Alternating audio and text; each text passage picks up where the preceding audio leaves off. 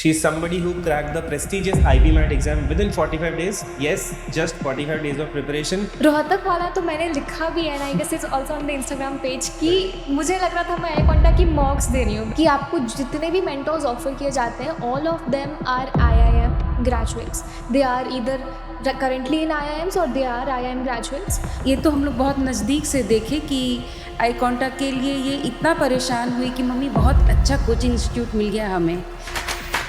Hello everyone, welcome to iQuanta Topper Talks. Today we have a very inspiring student with us. She's somebody who cracked the prestigious IB-MAT exam within 45 days. Yes, just 45 days of preparation.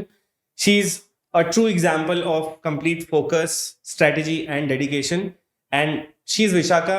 We are going to talk to her how Vishaka prepared, उनका schedule क्या था, उनकी strategy क्या थी, कैसे उन्होंने इन 45 days में manage किया. And obviously when you prepare for such a short duration of time, people even call you crazy. Right. So we'll just talk to her and she's definitely going to pass on some great tips to all of you who are preparing for the next year. So hi Vishaka, welcome to iQuanta Toppers Talk and congratulations on getting into IIM Rohtak. Please tell us about your journey, how you prepared for IB-MAT और आपने 45 days में इस exam को कैसे crack किया? Hi everyone, I'm Vishaka Raran. First of all, thank you sir. Thanks to iConta for everything that iConta has given to me in these 45 days and even post that for the interview. So I did my class 12th just this year, and just after my boards I started my preparation for the IB-MAT examination through IB-MAT iConta's crash course.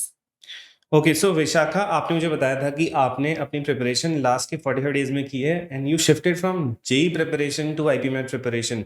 So didn't people call you crazy for a while? जैसे आपने ढूंढा होगा कि अच्छा 45 days में थोड़ी exam crack होता है, काफ़ी लोगों ने आपको बताया होगा कि it needs at least 6 months and all.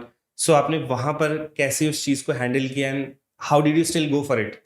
तो पहले तो मैंने ज़्यादा लोगों को बताया ही नहीं था बिकॉज आई फेल्ट स्कैर्ड. जब आप कुछ नया ट्राई कर रहे होते हो Right. And something which is out of the वे, आपको लगता है कि कहीं आपको लोग जज ना करिए. और स्कैर्ड कि what if I fail, people are going to laugh at me, कि ये तो होना ही था. लास्ट टाइम पे करियर चेंज करेगी, करियर पाथ चेंज करेगी, she is definitely going to fail. So I told only to the people who were very close to me, and उनमें से भी जो कॉमर्स बैकग्राउंड के लोग थे उनसे मैंने बात की कि यार I am doing IB-MAT, JEE as you know was not my thing. तो कुछ लोगों ने तो मुझे कहा कि ये तो मेरे को पता था कि तू इंजीनियरिंग कभी नहीं करेगी, it just didn't go to what Vishakha really is. And कुछ लोगों ने ये बोला कि यार मैं ना 2 साल से देख रही हूँ लोगों से 2-2 साल प्रिपरेशन करके उनके साथ हो नहीं पाता है, तू अगर ऐसा कर रही है तो all the best to you, but just देख ले अपना. ऐसा रिएक्शंस भी मिला. सो मिक्स्ड रिएक्शंस थे लोगों के. ओके सो इन्होंने एक बहुत अच्छी बात कही है कि भाई मैंने बताया नहीं लोगों को. So sometimes you should even hide such things. अपने इंपॉर्टेंट लोगों को बताओ, probably they will pass on something good too, आपको मोटिवेट करेंगे. Don't tell people unnecessarily. Right. ठीक है. तो विशाखा, आप जैसे जेई एस्पिरेंट हो, जेई ने भी आपको हेल्प किया होगा, इजंट इट, आपकी प्रिपरेशन में? Because we have subjects like mathematics and IB-MAT as well. How did JEE preparation actually help you there? तो जेई की प्रिपरेशन मैं 11th से नहीं कर रही थी क्योंकि द मेन पर्पस मेरा साइंस लेने का यही था कि आई गेट ओपन, मतलब मेरे पास सारे ऑप्शंस हो कि मेरे को क्या करना है क्या नहीं करना है. तो जैसे जैसे आप 12th में आते हो तो आपके आसपास के लोग जेई कर रहे होते हो तो आपको लगता है कि अच्छा the PCM students do this. तो मैंने 12th में आकर अपनी जेई की प्रिपरेशन शुरू करी because then it started getting real कि अब बोर्ड्स के बाद इंसान करे तो क्या करे. बोर्ड्स के मार्क्स से आपको you not getting any sort of university और समथिंग, राइट. तो मैंने 12th में स्टार्ट किया. तो 11th as you all know सबका गैप ईयर होता है, कोई नहीं पढ़ता 11th क्लास में. मैंने भी नहीं पढ़ा था 11th क्लास में. My topics were weak, physics, chemistry, mathematics, all of them. तो मैंने 12th के मिड में मैंने सोचा कि अच्छा मैं अपने मिड टर्म के पहले 11th का सिलेबस कंप्लीट कर लूंगी. डिल्यूजनल, बट मैंने ऐसा सोचा तो मैंने शुरू किया. तो मैथ्स ऑब्वियसली जेई का एक बहुत बड़ा पार्ट होता है और बहुत इंटेंस मैथमेटिक्स रहती है कि लोग छू नहीं पाते उसके क्वेश्चंस को. तो मैंने सोचा कि मैं मैथ्स से शुरू करती हूँ. और luckily I think it was God's plan कि मैंने बिना सोचे ऐसे ऐसे टॉपिक्स किए जो IB-MAT में भी थे. लाइक सबसे पहले मैंने किया APGP. It is a very fundamental topic of IB-MAT. Questions बहुत आते तो ये टॉपिक मेरा स्ट्रांग हो गया क्योंकि मैंने जेई की प्रेप करी थी. फिर मैंने PNC कर लिया, मैंने बाइनोमियल कर लिया. तो ये सारे चैप्टर्स करने की वजह से बहुत मुझे हेल्प हुई ऑब्वियसली, क्योंकि आप जब आईकॉन्टा के मॉक्स देती थी मैं, तो कभी कभी मैथ्स में मुझे एक क्वेश्चन मिला था which was a JEPYQ. Okay. Right, क्योंकि मुझसे वो नहीं पढ़ा. फिर मैंने अपने पलट के नोट्स देखे जेई के टाइम के APGP एंड उसमें सेम क्वेश्चन था and it was a PYQ of JEE. तो this does help for somebody who has been preparing for JEE. Okay, so basically कुछ बच्चे होते हैं ऐसे जिनको लास्ट में ये लगता है कि यार जेईई नहीं बन रही बात, वहाँ पे उतना कॉन्फिडेंस नहीं आ रहा कि जेईई में एक्चुअली कोई अच्छा कॉलेज मिलेगा भी नहीं मिलेगा। उनको आप क्या टिप दोगे कि लास्ट के कुछ टाइम में क्या आप आईबीएमएट को एज अ बैकअप एग्जाम रख सकते हो अपने लिए? ऑब्वियसली, क्योंकि अगर आप जेईई के लिए आप फुली प्रिपेयर्ड हो तो आईबी मैट इंदौर एटलीस्ट, क्योंकि उसमें लॉजिकल रीजनिंग का कोई पार्ट नहीं होता है, तो you can consider IB MAT. आपका मैथ्स ऑलरेडी स्ट्रॉन्ग है और जेईई का मैथ्स थोड़ा डिफरेंट होता है, ये थोड़ा एप्टीट्यूड काइंड ऑफ एग्जाम होता है। एग्जैक्टली। आपको थोड़ा सा ही एक्स्ट्रा पढ़ना पड़ेगा अगर आपकी पूरी प्रिपरेशन है तो, और इंग्लिश भी आप साइड बाय साइड कर ही लोगे तो you can definitely consider. And timeline कुछ ऐसी होती है कि हमेशा जेईई के बाद ही आईबी मैट का एग्जाम आता है, तो उस बीच में भी अगर आपके पास 10-15 दिन है तो आप ब्रश अप कर सकते हो। ठीक है, तो आपने जैसे 45 डेज के लिए प्रिपेयर किया तो बहुत इंटेंस रहा होगा आपके लिए preparation. How did you handle it? आपने शुरू कैसे किया and how did you finally finish it? तो एक मैथ स्टूडेंट जब कोई रहता है तो उनको लगता है कि quants will be something which is going to be easy for me. Right. तो मैंने क्या किया, जैसे रिसोर्सेज सारे जगह पे अवेलेबल रहते हैं, तो आप कोरा पे जाओगे, रेडिट पे जाओगे, आपको अरुण शर्मा रेकमेंड करा जा रहा है, ये करा, पहले तो बुक्स खरीद लिए गए। बुक्स खरीदने के बाद जब मैंने खोला तो द पहला thing is number system. Right. अब एक core mathematics students we don't know number system. मैंने पहला क्वेश्चन देखा, it was 2 raised to the power 5 raised to the power 5, what is the unit digit. मुझे नहीं आता, मुझे लगा I know math, I know accounts, how is this possible that I am not able to get this question. तो वो मुझे hit करे कि ऐसा तो नहीं होगा। तो ड्यूरिंग द टाइम जब हमारे क्रैश कोर्स के क्लासेस स्टार्ट नहीं हुए थे और हमारे बोर्ड्स खत्म हो गए थे, we were provided with document, ठीक है, जिसमें कि लिंक्स थे सारे रिकॉर्डिंग्स के। उसमें there were classes of Raj sir, तो मैं सबसे पहले इंट्रोड्यूस हुई थी राज सर से और उनके क्लासेस से मैंने शुरू करा था। तो मैंने सबसे पहला टॉपिक नंबर सिस्टम से शुरू किया था, और उस टाइम क्योंकि मेरे पास ज़्यादा टाइम था तो प्रिपरेशन जब तक आपको एक स्केड्यूल ना हो आपके पास बहुत स्लो चलता है। तो मैंने उतने टाइम में थोड़ा थोड़ा नंबर सिस्टम देखा, और लोगों को लगता है कि मुझे इंग्लिश आता है तो इंग्लिश अटेम्प्ट करती थी कि मुझे तो इंग्लिश आता है, but as the classes started आपको समझ आता है कि आपको इंग्लिश का ग्रामर आता है, you don't know the verbal ability, right. Right, technical things about English. Technical thing about English, क्योंकि जब आप क्वेश्चंस बना रहे हो देयर इज पैराफ्रेजिंग, आपको लगता है सारे ऑप्शंस जा रहे हैं, बट ऐसा नहीं होता है। एंड उस टाइम पे आपको लगता है कि I will just solve it with my intuition, but जब नेगेटिव आने शुरू होते हैं then you get to know कि Right. अच्छा my intuition was so wrong. So in these 45 days जैसे ही हमारा क्रैश कोर्स शुरू होता है तो हमारी दिन में मुझे लगता है 8 घंटे की क्लास की स्केड्यूल दी हुई थी। 8 घंटे इतनी होती हमारे स्केड्यूल्ड क्लासेस थी। उसके Right. बाद योगेश सर अलग से भी हमारी क्लासेस लेते थे जो लेट नाइट रहती थी।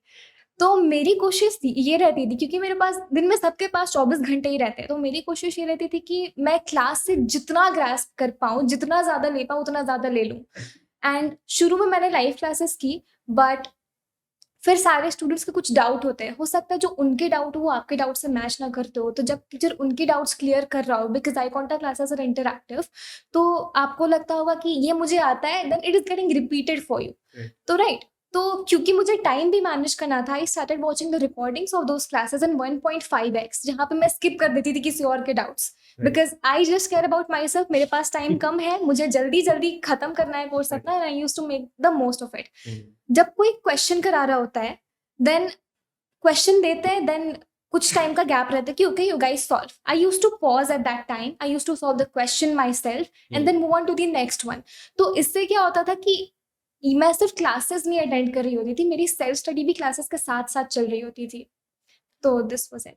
ठीक है, सो बेसिकली आप कितना, मैं अगर पूछूं कि 8 घंटे मान लो क्लास चल रही है तो उसके अलावा आप कुछ टाइम और डिवोट कर रहे थे प्रैक्टिस के लिए, एंड ऑब्वियसली मतलब यार 8 घंटे आप दे रहे हो तो it's like exhaustion at the end of the day.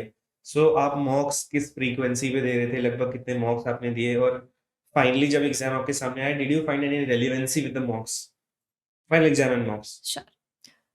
तो शुरू में तो it was very hectic for me, क्योंकि मुझे 12th क्लास से 8 से 10 घंटे पढ़ने की आदत थी, लेकिन आईबी मैट रिक्वायर्ड मोर, क्योंकि सिर्फ क्लासेस करने से एग्जाम नहीं क्रैक होता, you need to do self study, you need to give mocks.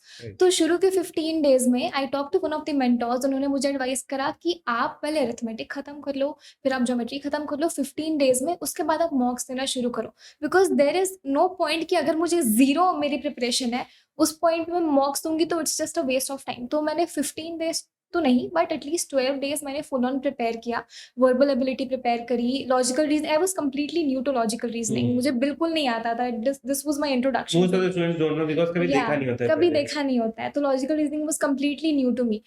तो क्लासेस के साथ में मैं बहुत कम ब्रेक्स लेती थी दिन में।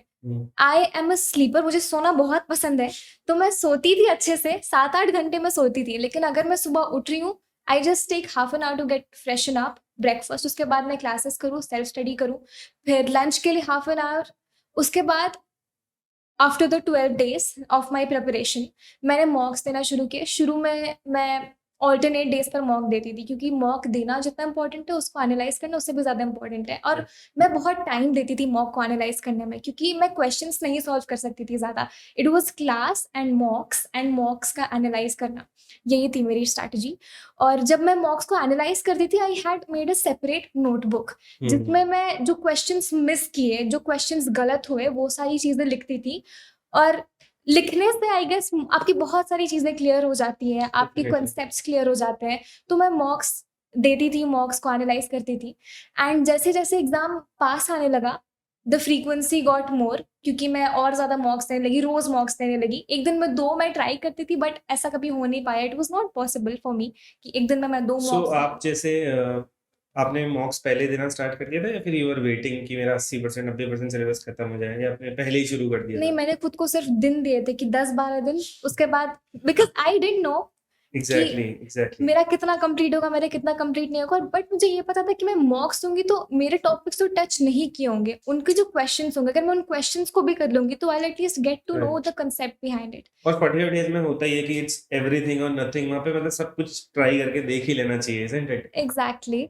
और रिसोर्सेज को ज़्यादा ट्रस्ट नहीं करा था, सिर्फ आई कॉन्टा को ही ट्रस्ट करा था, उन वहीं से ही सारी क्वेश्चंस बनाई। And about the relevancy, Rohtak वाला तो मैंने लिखा भी है, I guess it's also on the Instagram page, कि मुझे लग रहा था मैं आई कॉन्टा की मॉक्स दे रही हूँ, बिकॉज मैंने सारे के अलग अलग मॉक्स दिए थे, जिप मार्ट के दिए थे, IB MAT, Rohtak, Indore, and Rohtak one was so similar कि मुझे एग्जाम में बैठकर एंजाइटी नहीं हुई, because I was so used to the whatever the format the iQuanta had provided us with. Okay Vishakha, तो आईक्वांडा के कोर्स में एक बहुत इंपॉर्टेंट चीज होती है और बहुत फेमस भी है, वो जो आपके लेट नाइट प्रैक्टिस सेशंस होते हैं क्रैश कोर्स में, और दूसरा हमारा जो कम्युनिटी होता है। तो basically we have a community जिसमें आपने देखा होगा 24/7 it is always buzzing with doubts. वहाँ पे टीचर्स हैं, स्टूडेंट्स हैं, एक दूसरे के डाउट भी सॉल्व करते हैं, and that in some way motivates other students as well कि भाई सब लोग पढ़ रहे हैं, डाउट पूछ रहे हैं, मैं क्यों नहीं कर रहा।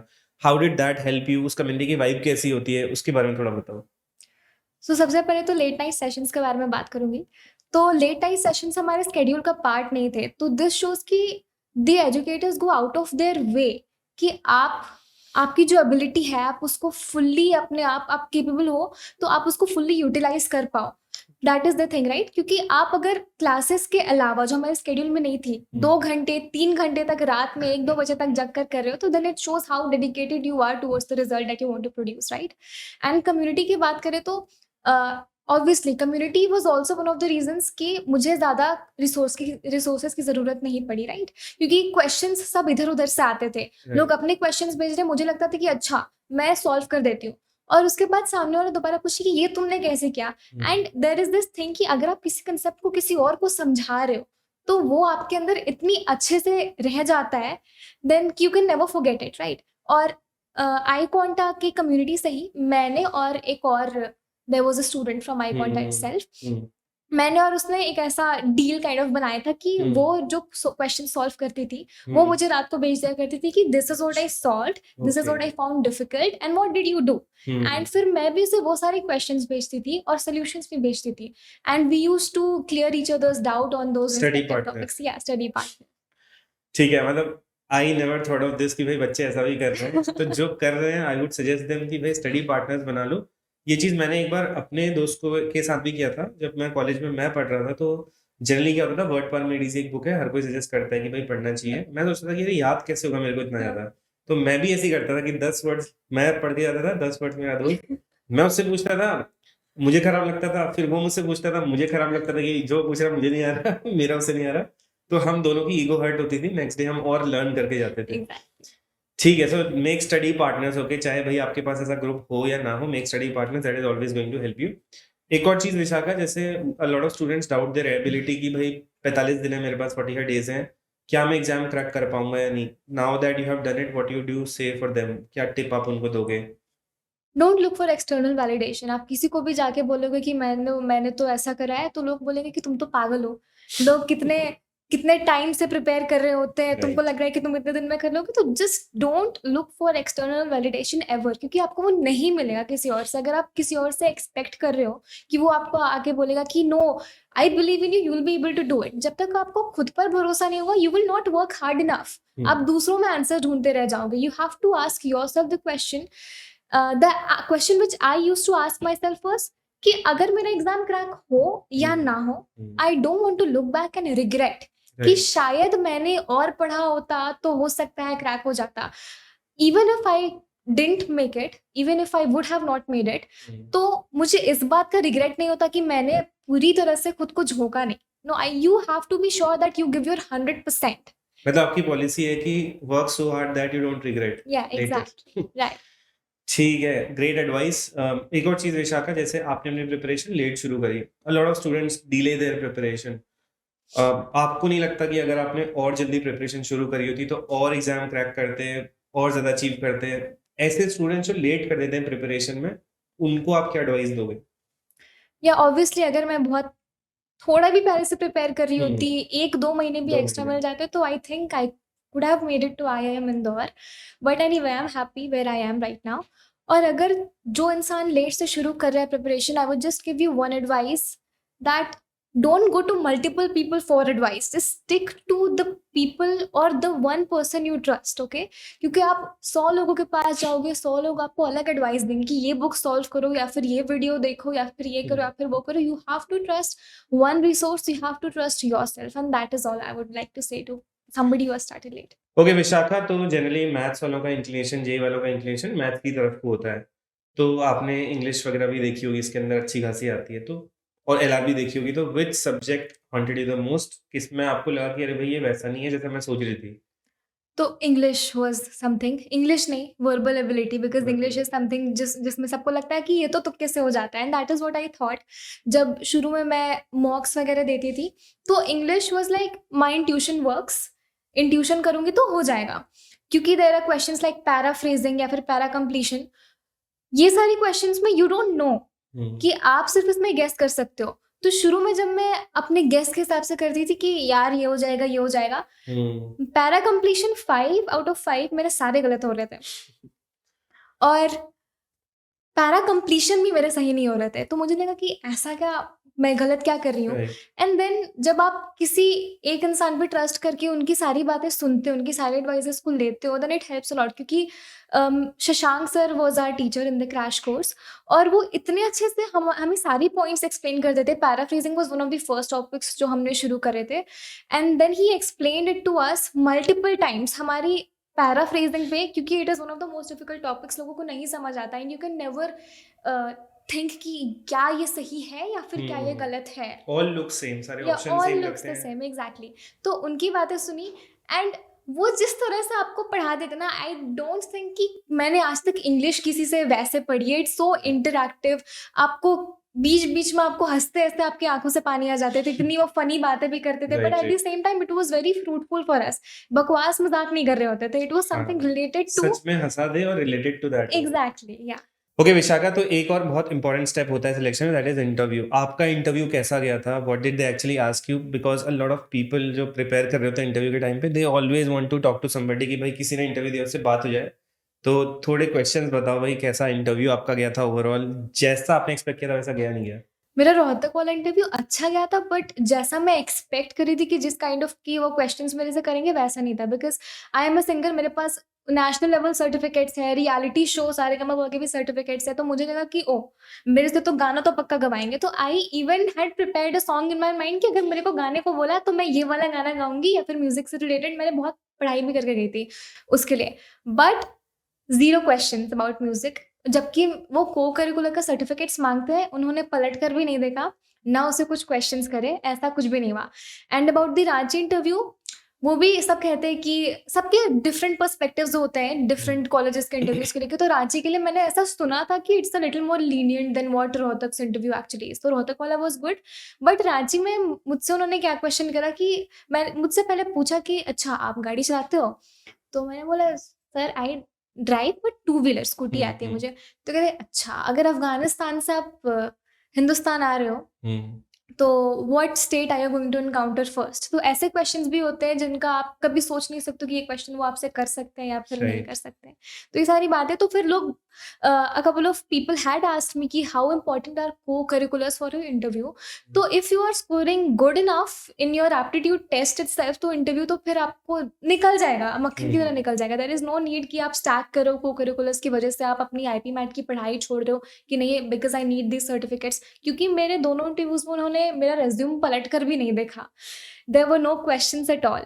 So it just all depends on how good you prepare and how well you hold your patience। कि आपको बहुत बार वो लोग इरिटेट करने की भी कोशिश करते हैं, जैसे कि इरिटेट नहीं एज इन कि आपको टेस्ट करते हैं कि आप किस तरह से स्टैंड करते हो। रोहतक के इंटरव्यू में मेरे साथ क्या हुआ कि उन्होंने फाइबर ऑप्टिक्स के बारे में क्वेश्चन करे।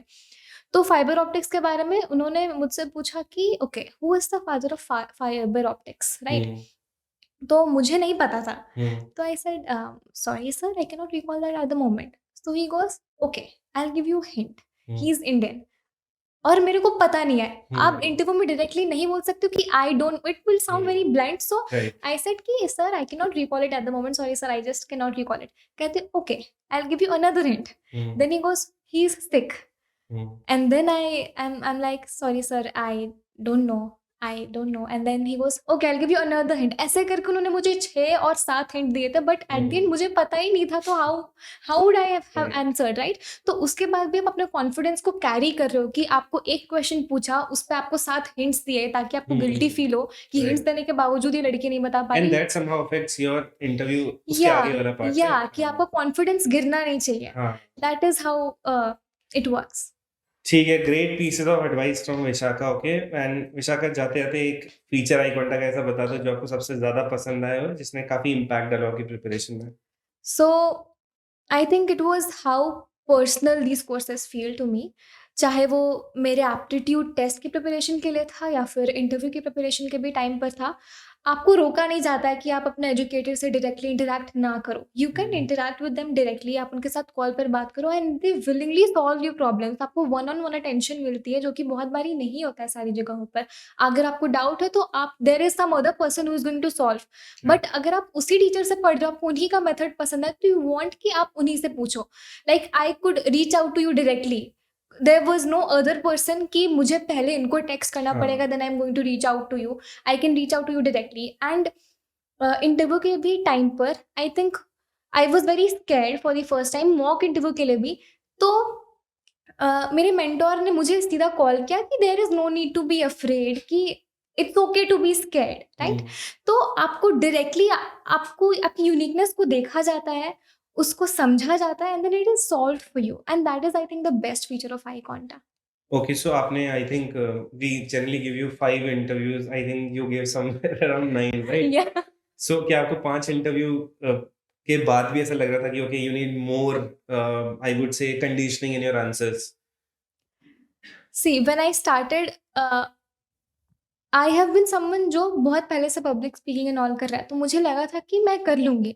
बट देन आप मुझे फीडबैक मिलने लगा कि योर आर्टिकुलेशन इज वीक, कि आप आंसर कर रहे हो but the way you articulate it is very weak. तो ये सारी बातें थी। तो 5 इंटरव्यू के बाद भी मुझे लगा कि यार मतलब ठीक है, बट नोबडी स्टॉप्ड मी कि देयर वाज नो लिमिटेशन कि आप 5 ही करो। अगर मुझे ऑप्शन मिल रहा था कि मैं करूं, it was definitely going to benefit me, right? अगर आप ज़्यादा मॉक इंटरव्यूज देते हो, you are able to handle pressure better. और उस टाइम तक क्या हुआ था कि मैंने डिफरेंट मेंटोर्स से लिए थे, उस वक्त तक उनको मेरी वीकनेसेस पता चल गई थी। तो they used to poke at that point, और जब वो वहां पर पोक करते उनको लगता कि ओ ओके, तो वो जो हो सकता है कि ये सारी चीजें। और एक इंटरव्यू का क्वेश्चन जो था दे यूज्ड टू आस्क, वो सेम क्वेश्चन मेरे रोहतक के इंटरव्यू में पूछा भी गया था। अ लॉट ऑफ क्वेश्चंस जो मैंने यहाँ पर किए। प्रिपेयर किया। या सो इंटरव्यू वाले जो आपके मेंटोर्स थे, how supportive were they during your interview preparation here? They were very supportive, I think, very supportive. And one in particular, I think श्लोक सर, उनका मैं नाम लूँगी. He is such a good person.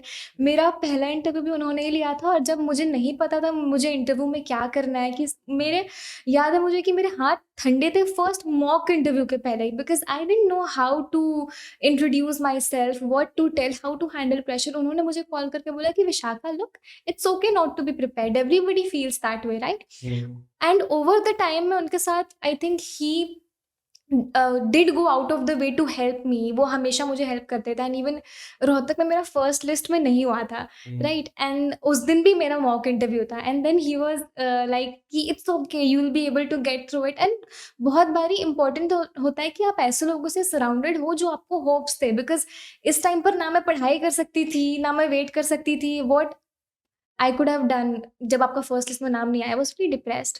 In fact मैं और एक चीज़ add करना चाहूँगी, जो सारे आईपी मैट एस्पिरेंट्स को पता होना चाहिए, जो भी टारगेट कर रहे हैं इन सारे एग्जाम्स को, कि आई कॉन्टा का जो क्रैश कोर्स है वहाँ पर इंटरव्यू की सेपरेटली फ़ी नहीं ली गई थी हमारी.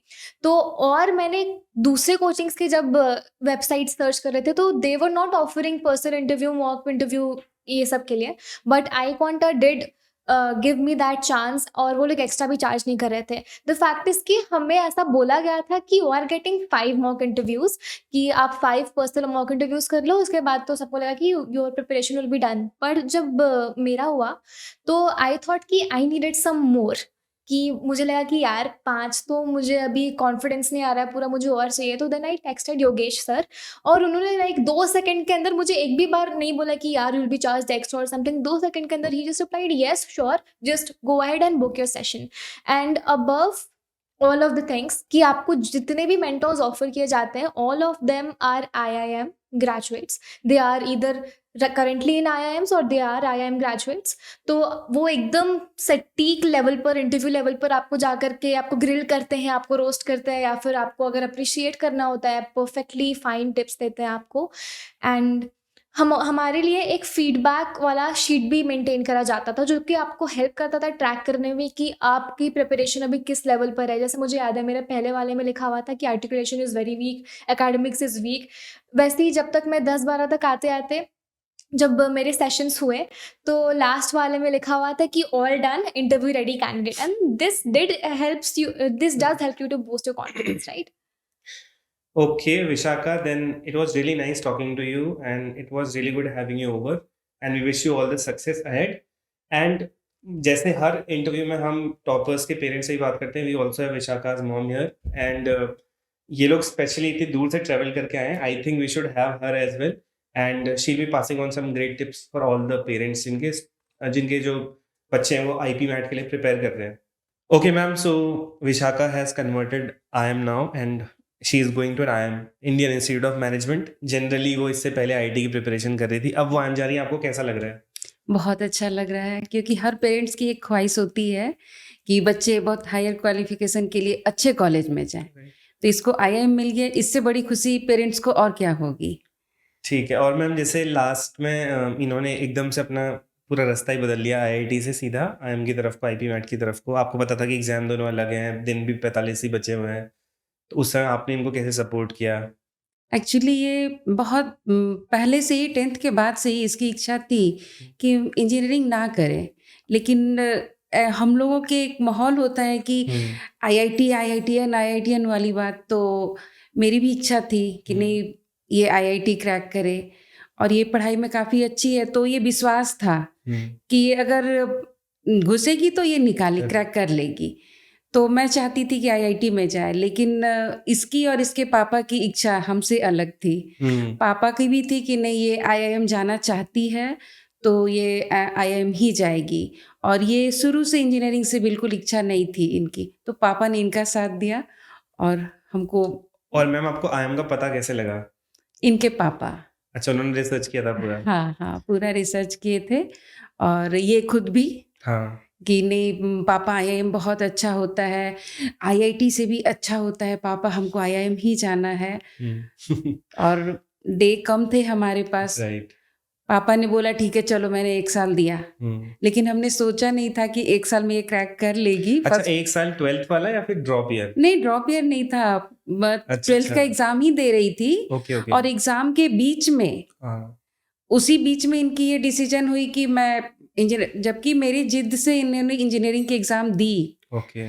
लेकिन रास्ता घूम गया और पापा ने बोला ठीक है मैंने दिया तुम्हें। लेकिन था कि कोशिश यही थी कि इस साल निकल जाए तो बहुत अच्छा, ड्रॉप ना लेना पड़े। राइट, और इस विश्वास भी था, ठीक है। क्योंकि ये जिसमें भी चाहती है तो पूरा जी जान लगा देती है। मेहनत इसने भी किया। ठीक है ma'am, you are a lucky parent. Okay ma'am, तो एक फाइनल टिप वो सारे पेरेंट्स के लिए, क्योंकि सबके बच्चे जो हैं वो इस मोमेंट पे आते ही हैं कभी कि करना है, हमें एक बैकअप रखना है, एक तरीके से हम करना चाहते हैं, उनको आप क्या टिप दोगे? देखिए, सबसे पहली तो ये है कि मेरे पास टाइम कम था जब ये स्विच की, तो हम लोगों ने सर्च किया तो आईकॉन्टा हम लोगों को मिला। आईकॉन्टा ने काफ़ी हेल्प किया। ये तो हम लोग बहुत नज़दीक से देखे कि आईकॉन्टा के लिए ये इतना परेशान हुई कि मम्मी बहुत अच्छा कोचिंग इंस्टीट्यूट मिल गया हमें, और बहुत हेल्प मिला है इससे। Thank you. तो हेल्प मिला और इसकी मेहनत भी रंग लाई। और पेरेंट्स के लिए यही कहना चाहूँगी कि बच्चे जो चाहते हैं, क्योंकि उनको होल लाइफ उसी चीज़ में जीना होता है, तो अगर हम चाहकर, ये चाहती है आईआईएम और मैं बोलूँगी कि इंजीनियरिंग करो, तो ये इसको होल लाइफ की पनिशमेंट हो जाएगी। राइट। इसलिए इससे बेटर है कि जो बच्चा चाह रहा है, पेरेंट्स को उसमें साथ देना चाहिए और उसको उसी में बूस्टअप करें। बिल्कुल मैम। सो मैम ने बहुत अच्छी टिप्स दी हैं, एंड ऑब्वियसली अगर ऐसे पेरेंट्स हैं तो भाई बात सुनो। पेरेंट्स हमेशा आपको समझाते हैं कि पढ़ो, रोज पढ़ो, वो आपके अच्छे के लिए ही कहते हैं। तो जो भी लोग ये बेसिकली पॉडकास्ट देख रहे हैं, आई होप आपने इनसे काफ़ी चीज़ें सीखी होंगी। And do subscribe to the iQuanta channel, because आगे आने वाली वीडियोज में we are going to have more toppers, and we wish Vishakha all the success. Thank you ma'am, thank you Vishakha for coming here, thank you so much. Thank you.